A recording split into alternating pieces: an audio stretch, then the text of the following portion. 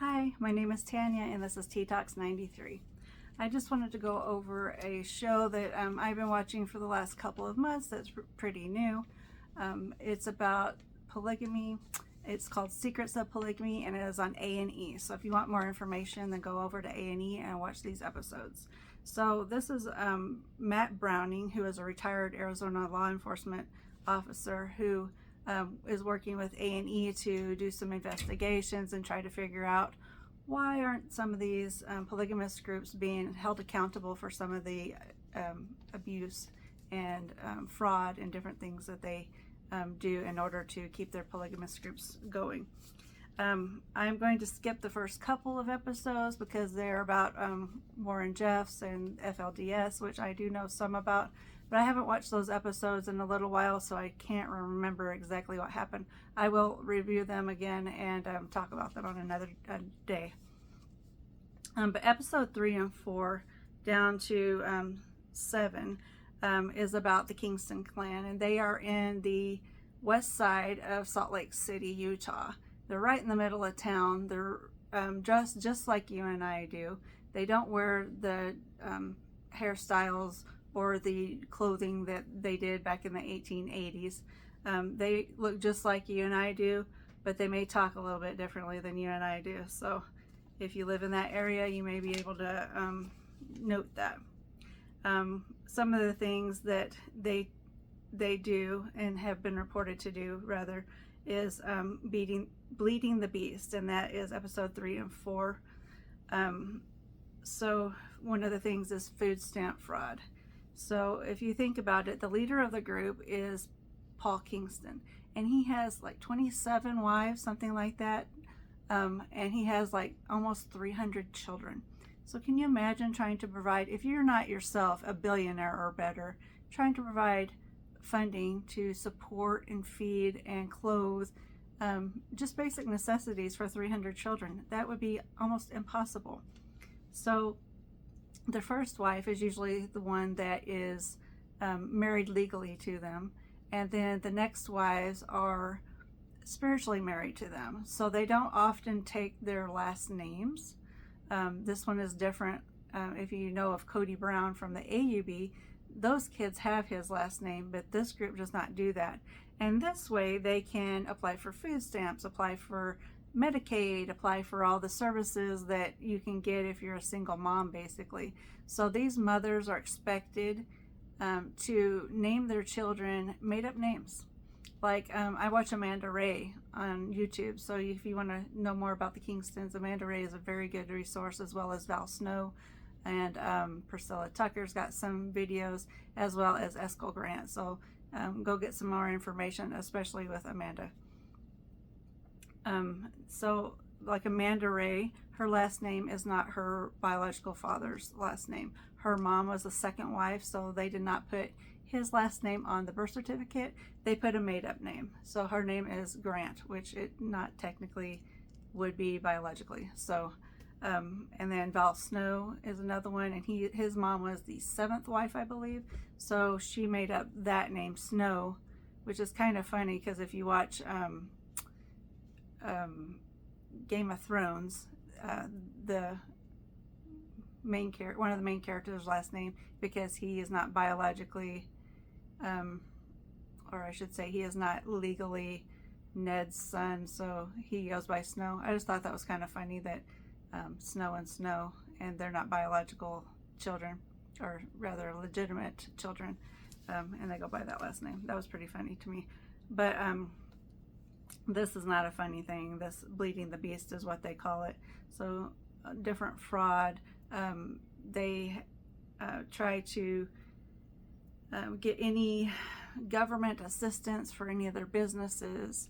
One of the businesses was owned by Jacob Kingston, and he got $511 million to fund his biofuel program, and apparently there was not really any fuel going on. He was supposed to be driving fuel back and forth from different states to where they're at in Utah, and I guess that wasn't happening, so he was just taking this money and driving his trucks around, apparently. Very strange. But the government caught on to that, and he did get arrested, and he got 18 years in prison. And he had another partner that was not a Kingston. I'm not sure if he's related to the Kingstons or belongs to the clan. Most of them do, but it seems like the leaders are in the know, so they know what's going on, but they don't take the rap for these things. They encourage them to get this money and give it to the group as a collective, and the leaders profit, but they don't take the rap for much. One of the things that they do is they have their own private bank, so it's not federal accredited. So they have the order members give them all of their money, and they are allowed to do whatever they want with the money, and then whatever they want to give you, they'll give you, but you can't have any more than whatever they decide that you can have that day. And they also have children that work in the bank. They have children that work in their grocery stores, in their construction business, and they start them out as young as like 8 years old. And I've even heard, I think it was one of Amanda's cousins that said that she started at like 4 years old, just like sweeping and dusting and things like that in some of the offices, but she did start work at a very young age. And they were expected to pay rent and pay for their own meals. And Val even talks about he had to pay child support out of his own money so that he could get a tax return at the end of the year, so that the tax return can go back to the dad who's not paying any money. That's pretty messed up to me. So and then there's the question on these 2 episodes that Matt brings up, is like there's a couple of times that they have discovered the police force or the sheriff's office, whatever, discovered that there would be a way to arrest them for some of these things, but they get tipped off. So that leads you to believe that there's someone either in the police force or the government, somebody knows what's going on, and somebody is saying, hey, they're getting ready to arrest you, make sure nothing's there. And they even found like shredded documents and things that you couldn't put back together so that you can get information to arrest them with. So that's pretty messed up and very illegal fraud. And then another thing that's going on, and that's been in the news, is they have a school that they are getting government funding, and there's only 1 or 2 people. So it was a private school, but they've moved it over to be a public school so that they could get the federal funding. And then they only have like a couple of members or non-members that are in there, and everybody else is Kingston clan. So there's a lot of skepticism on how legal they're running things. So that's another thing that you could look up and review too. But they're pretty good at wheeling and dealing and making sure they get the money, and it goes to the top of the line, the leadership, and the kids are forced to, wear hand-me-downs and eat scraps or food from the dumpsters, things like that. It's really messed up. But yeah, go ahead and go over to Secrets of Polygamy and watch that episode. And then episode 5 talks about the Holy Bloodline. And I have heard this from several of the Kingston clan ex-members, that they believe that their line is directly descended from Jesus. So that is why they practice not only polygamy, but also incest. A lot of them will marry like first cousins, second cousins, of course, but even the leaders marry half-sisters. Half-sisters. They grew up with these people, and then they married them. Most of us think that's pretty messed up.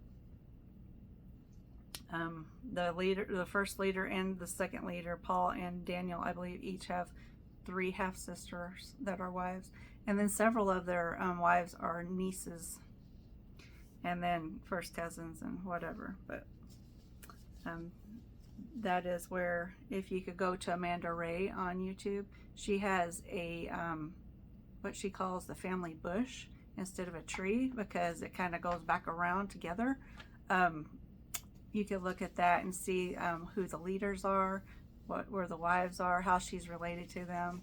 And then she also has several of her cousins and half siblings and siblings on her channel that have their own stories that are fascinating to listen to, but I can only imagine how horrific it would be to go through that. Episode 6 is abuse of power. So this one talks about some of the daughters that escape polygamy. For instance, I believe it's Daniel's daughter. It may be Paul's daughter, sorry. I can't remember that. Yes, let me look here. That one's, let me double check this. I have it right here.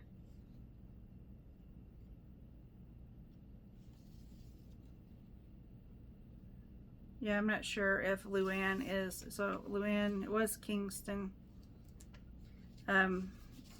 Anyway, I can't remember if she's Paul or Daniel's daughter, but that should be easy to look up.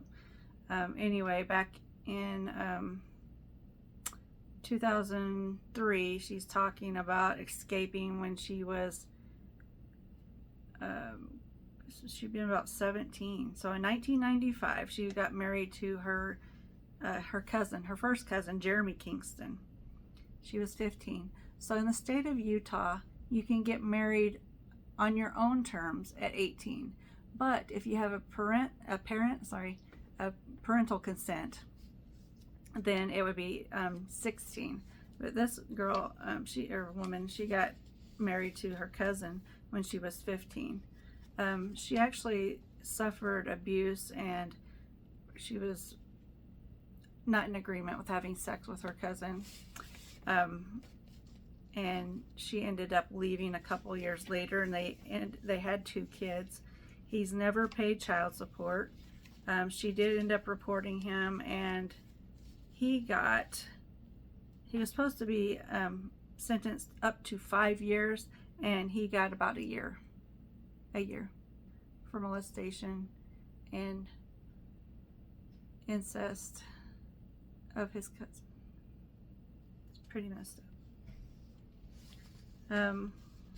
Anyway, Jeremy ended up pleading guilty to protect the clan from outside scrutiny, and there weren't any witnesses that were speaking, so that made it easier for him. And then he wanted to support his children, he says, but Luann says that he's never paid any child support, or very little child support. And he was 24 years old when they were married, when she was 15.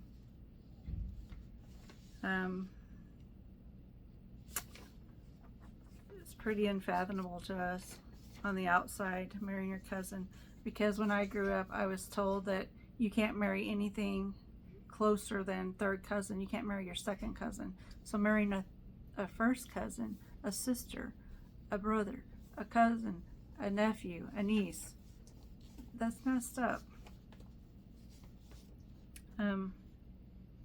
There are also many young women who are still in the clan that are facing this exact same thing, and they're just keeping it hush-hush, and they're depending on the clan members to keep it quiet so that they don't get in trouble. And that's how they get away with it, is because people are keeping quiet. But there are more and more members getting out, ex-members, that are speaking up and speaking out, and it's the same exact stories. And so how can it be a lie? It has to be the truth if they're the exact same stories. And then the 7th episode is indoctrination, excuse me. And that's where Colleen Snow, and I believe Val Snow is also on that one, and they talk about how they were abused from the time they were babies. They thought that a 6-7-month-old baby was able to make good choices and not cry in church and listen and do what the parents want them to, and if they didn't, they would get smacked until they did do it. They would get smacked if they were crying. They would get smacked if they wouldn't stop crying. They just talk about all these abuses, and Colleen actually once said that she didn't remember having a dad. They didn't even know who their dad was until they were teenagers or preteens. So you have this pretty much a stranger. He's got 14 wives. He comes in once or twice a month to see mom and you guys, and then he leaves. So it's a stranger.